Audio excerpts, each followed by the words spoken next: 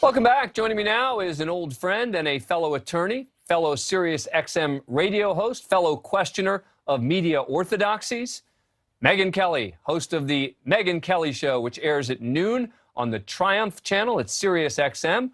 Megyn, great to see you. Thanks for coming on the show. Hey, Dan, thanks for having me and congrats on the launch.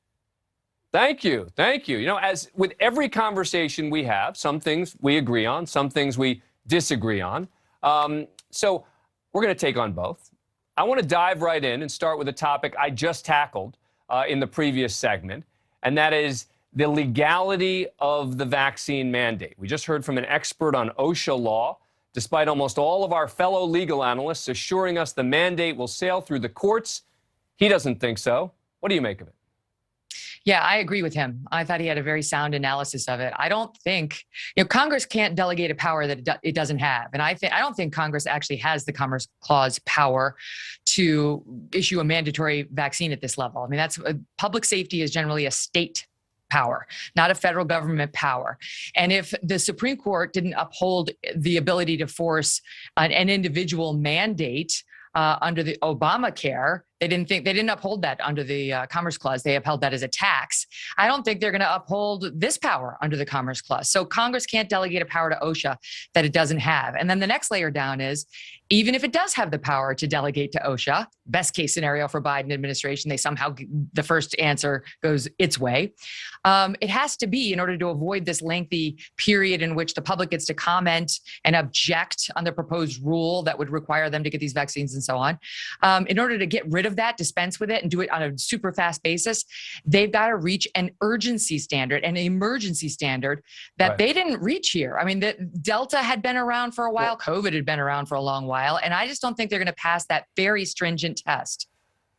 Well, I think that's sort of and I think that's, to me, the bigger point here is the OSHA emergency temporary standard as to what you have to overcome. And as my previous guest pointed out, the legal fight is going to be difficult for them. And so on that front, I definitely agree with you. Now, you are pro-vaccine. You've gotten vaccinated, but you are not a supporter of the mandates. You and I have talked about this before. The thing I just still don't understand is, if you oppose the mandates and the vaccines, okay, but why is this vaccine making people so crazy? Why is it viewed as so different from all the other vaccines out there? People are required to take. Over 1 billion people at this point have taken this vaccine. That's a big sample size. Pfizer has full FDA approval at this point. I don't really get the fury over this. Well, I can give you a couple of answers. I mean, I'll give you what I understand when it comes to adult vaccines, right? Those did not persuade me. I got the vaccine, so did my husband. And then we can talk about child vaccines, which is the thing I'm really opposed to the mandates on. I don't like the mandates at all, but I personally understand the hesitancy when it comes to the children. So I think in general, we're in a public health crisis in many ways. And I think the deterioration in trust in the media, in public health, in Fauci telling us one thing only for us to find out weeks or months later that it was 100% untrue, an actual lie. He might argue a noble lie. I think a lot of the public disagrees, leads bit by bit to an erosion of trust. And then when that same man turns around and says, I mandate, right? I insist that you inject yourself with this vaccine, which is new, which is relatively untested. If you look at the history of other vaccines that have been around a lot longer, they're feeling hinky about it. They don't trust him. And then they don't trust the media that's responsible for telling us whether it's safe or not. And then they get conspiratorial and they go down deep rabbit holes online, on Reddit, on whatever, YouTube, when you name it. And they go to other sources of information. That's how a lot of people wound up storming the Capitol on January 6th, too, for that matter. Well, it sounds like what you're saying is that it's misinformation, right? That's leading people down these dark rabbit holes, making them so misinformation.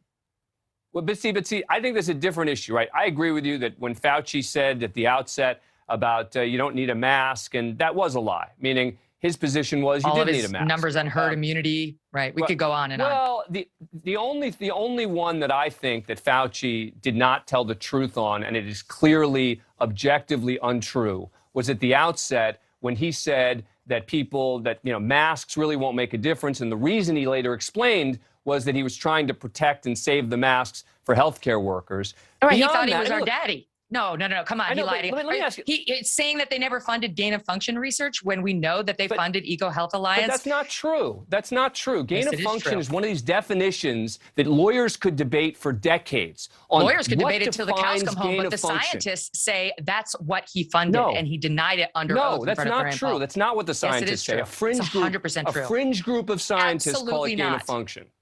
Absolutely not. That's the Dan. reality. Look at the definition. To the cows come. I understand exactly what it is. And that same group that you're saying didn't perform gain of function research, we now know went to the Pentagon as well and specifically wanted to take coronaviruses from bats and do exactly to them what was done in this case, or what the virus wound up looking like. That grant was denied by the Pentagon, but they were already in the lab. Gain of function has so-called bat lady performing the experiments. Gain of function has a very specific definition. It's available. If you look it up on the NIH, I'm not talking to you, I'm talking to our audience. To the audience, you can look it up on the NIH website. There's a specific definition, and it means not just that you're manipulating a virus. It means that you're actually gaining the function of it. It means you're changing it and you're making it more transmissible. There is no evidence that that the United States paid for any research on gain of function after there was a pause in 2014 on that kind of research. I mean, that's just Peter Daszak's group, Eco Health Alliance, sought and received funding from it. Right. And they went over there and performed what many, not just fringe, Dan, I think it was over, it's at least scores, it's at least over 40 scientists came out right after Fauci's testimony and said this is absolutely gain of function research that he was doing from both sides. It's not some crazy, the disinformation doesn't. These are respected medical doctors and virologists and physicists who have taken a look at what he's done. Peter Daszak is the guy who was embarrassed on 60 Minutes as having clearly lied and worked with the Chinese as opposed to the World Health Organization to say that this didn't come from a lab. And his report, this is the guy who runs Eco Health Alliance, was so dishonest. Even the World Health Organization had to disown him. There's a movement to push him out of his job, which is taxpayer funded. This guy cannot be trusted. He's the one who got the money. And I'm telling you, the scientists are credible. But again, whether he got the money, this $400,000 to do a particular type of research, doesn't change the reality that everyone's trying to use this to suggest Dr. Anthony Fauci's lying to us about everything. Dr. Anthony Fauci's horrible. You can disagree with him and not think that the guy's out trying to kill us. I mean, that's the impression that you give sometimes. I think he's not an honest broker. You really do. I don't think he's an honest broker. He's not an honest broker. Why doesn't he account for natural immunity when he's trying to shove the vaccines down our throats? Why do you think he's lying? Is he lying because he wants us all to die? He admitted his first lie was because he thought it was going to protect the healthcare workers and their masks. I agree with you on that one. That's the so-called noble lie. Unacceptable. That's not okay. He's not our daddy. I agree. Right? Unacceptable. So agree. That was the first. But we could go down the list, and the most recent was the failure to explain, not a lie. But he was asked by Sanjay Gupta on CNN, to Sanjay's credit, why don't you make any account for natural immunity? The study out of Israel shows it's 27 times more effective at preventing COVID than getting a vaccine. And Fauci's response was, that's a very good question. I don't know. So either he hasn't done his homework before he's backing these mandatory vaccines, or he does know, which is the much more likely answer, and he just doesn't want to be straight with us. But again, why doesn't he want to be straight? What's his motivation?